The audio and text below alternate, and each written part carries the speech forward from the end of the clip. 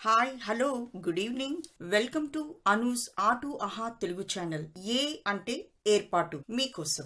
కడప జిల్లా సిద్ధవటం మండలం కేంద్రానికి కూతవేటు దూరంలోని ప్రకృతి ఒడిలో 3.5 ఎకరాల స్థలం. ఆ జాగాని స్థిరాస్తి వ్యాపారులు చూసుంటే ఇళ్ల స్థలాలుగా మార్చి మంచి లాభానికి అమ్మేసేవారే.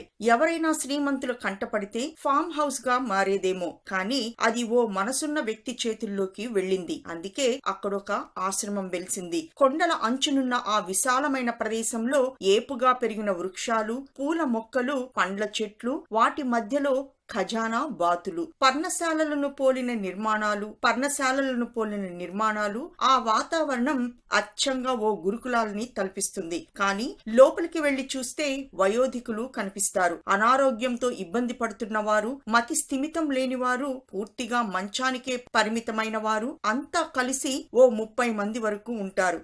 అలాంటి వారి కోసం ఏర్పాటు చేసిందే పరమాత్మ తపోవనాశ్రమం. దీన్ని ప్రారంభించింది కడప నగర పోలీసు విభాగంలో IAS గా పనిచేస్తున్న మలిశెట్టి వెంకటరమణ. పూర్వీకుల ఆస్తి నుంచి తనకు అందిన 50 లక్షలకు తోడు పైసా కూడబెట్టి పొదుపు చేసుకున్న 10 లక్షలు, మిత్రులు అందించిన 20 లక్షలు కలిపి ఆశ్రమాన్ని అభివృద్ధి చేశారాయన. 2011లో ప్రారంభించిన ఈ ఆశ్రమంలో నిర్వాహకులు, వృద్ధులు ఉండేందుకు 3 చిన్న భవనాల్ని నిర్మించారు. వాటికి తోడు వంటశాల, పశువుల కొట్టం, పర్ణశాల ఉంటాయి. మొక్కల పెంపకానికి వీలుగా అక్కడక్కడా నీటి పంపుల్ని, పక్షుల కోసం చిన్న నీటి తొట్టెల్ని ఏర్పాటు చేశారు. ఇక్కడ కాసే ప్రతి కాయ, పండే ప్రతి ఫలము, పశువులు ఇచ్చే పాలు ఆశ్రమవాసులకే. వృద్ధులకు అవసరమైన ప్రాథమిక వైద్యాన్ని వెంకటరమణ అందిస్తారు. అప్పుడప్పుడు బయట నుంచి వైద్యులు వచ్చి సేవలు అందిస్తారు. నా జీతం 45,000లో కుటుంబ పోషణకు 15,000 సరిపోతుంది.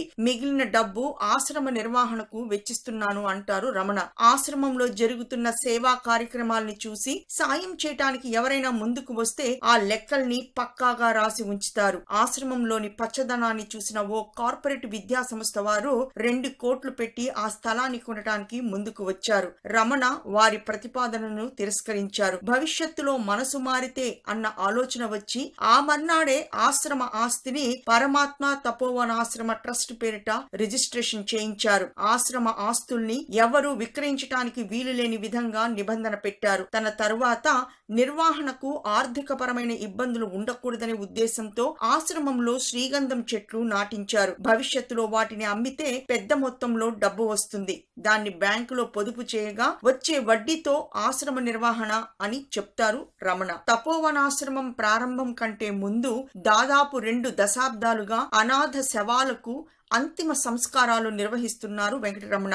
1993లో ఓసారి వృత్తిలో భాగంగా ఓ శవాన్ని చెరువులో నుంచి బయటికి తీయించి పంచనామా చేయించారు. ఆ శవాన్ని తీసుకే వాళ్ళెవ్వరూ లేకపోవటంతో గ్రామ నౌకరుతో కలిసి ఖననం చేశారు. ఆ తరువాత ఒక సాధువుకు అంతిమ సంస్కారం జరిపేందుకు రమణ పూనుకోగా స్థానికులు ముందుకు వచ్చారు. అప్పటి నుంచి ప్రమాదాల్లో మరణించిన అనాథలు, యాచకులు, గుర్తు తెలియని శవాలన్నిటికో అంతిమ సంస్కారాలు చేస్తూ వస్తున్నారు. ఇప్పటి వరకు మిత్ర బృందం తో కలిసి 400కు పైగా శవాలకు దహన సంస్కారాలు చేపట్టానంటారు రమణ. అంతిమ సంస్కారం జరపటమే కాకుండా బిడ్డలు తమ తల్లిదండ్రులకు శ్రాద్ధ కర్మలు చేసినట్టే వారందరికీ వారణాసిలో పిండ ప్రదానం చేస్తున్నారు. తాను చేస్తున్న పనికి కుటుంబ సభ్యులు అర్థం చేసుకుని సహకరిస్తున్నారని చెబుతారు రమణ. పోలీసు ఉన్నతాధికారి ఏకే ఖాన్ ఓసారి తన కార్యాలయానికి పిలిపించుకుని మరీ రమణను ప్రశంసించారు. ఆది శంకరాచార్యుల